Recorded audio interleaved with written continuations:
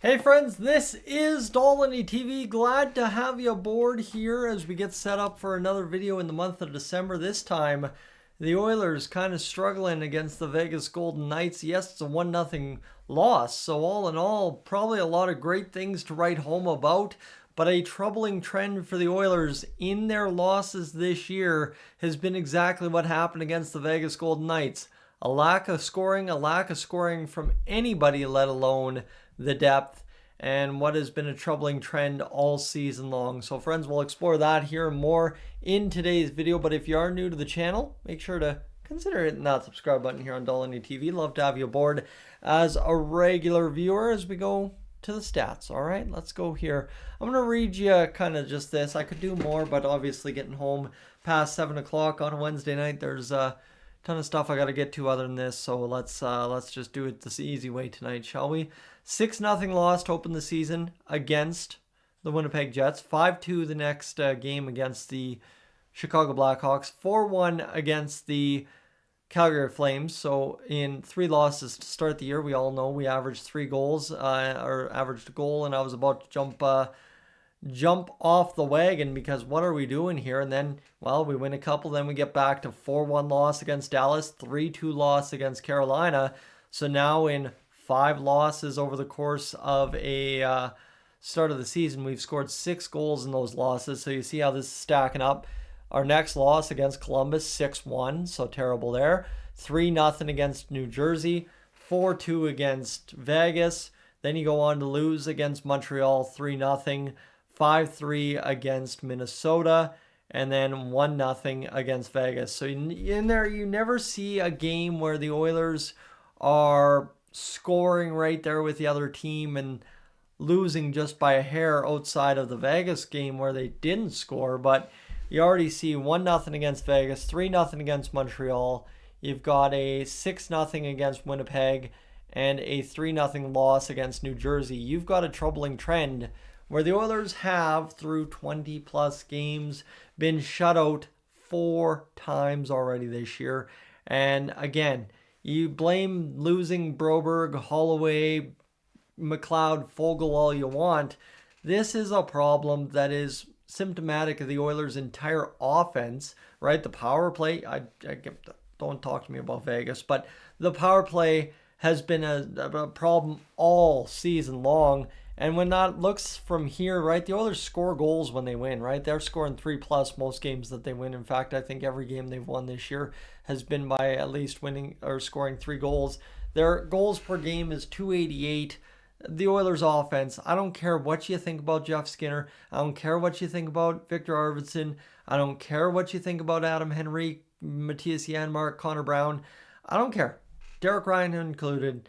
The Oilers offense, when you've got Connor McDavid and you've got a guy like Leon Draisaitl on your team, and I know that maybe their wingers haven't been helping them, but this is not a team that averages 2.88 goals per game.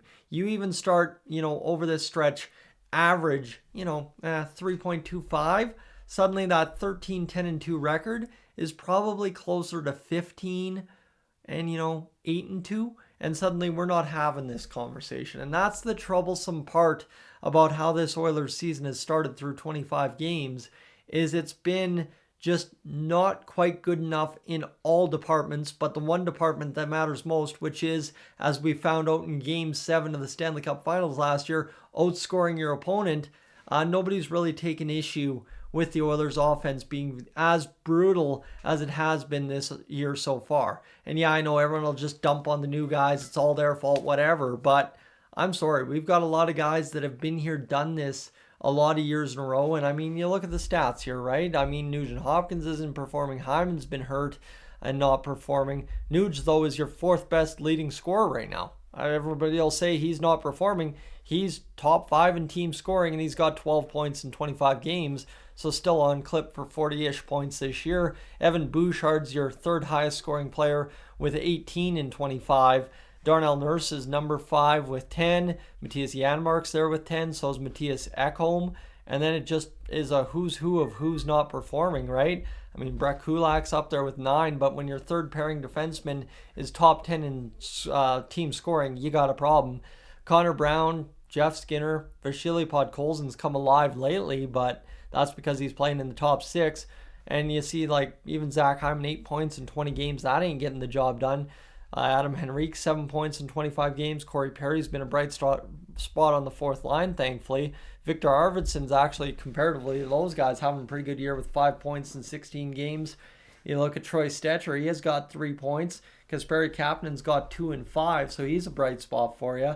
But like Derek Ryan, like how does Derek Ryan, and I love the guy. He's been a serviceable soldier. I use that line a lot.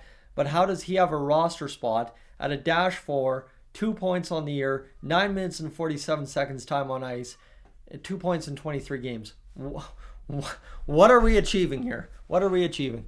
Ty Amberson, right? He's come in with some expectation that he'd be able to score points, hasn't.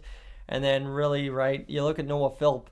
He has a point in 3 games played and 10 minutes on ice and a nice +1. That looks good in a fourth line role.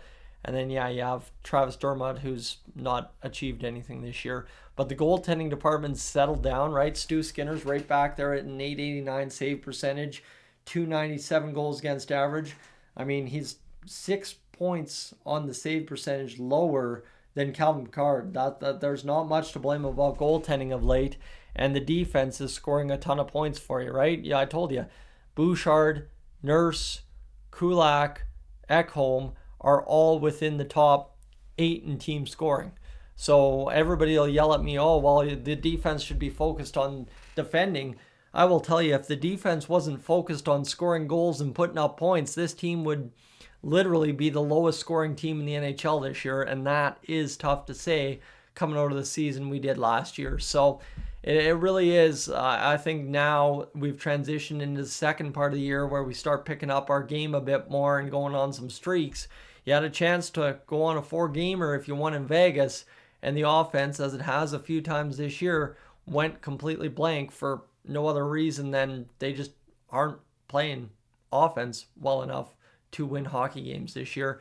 And again, say that maybe Florida broke this team a bit in that Stanley Cup final in terms of doing what they did to you, and the Oilers just don't react the same way as maybe they used to going through last year. I don't know what to tell you there. But again, Connor and Leon, are they really having those godly seasons either?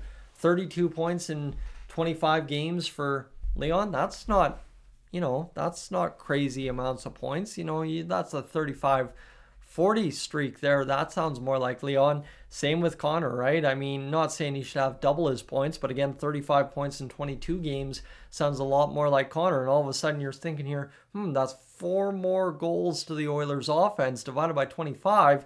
Suddenly you're almost to 3 goals per game, and bang, you win a game in Vegas somehow, some way. So again, very frustrated with how this season has started.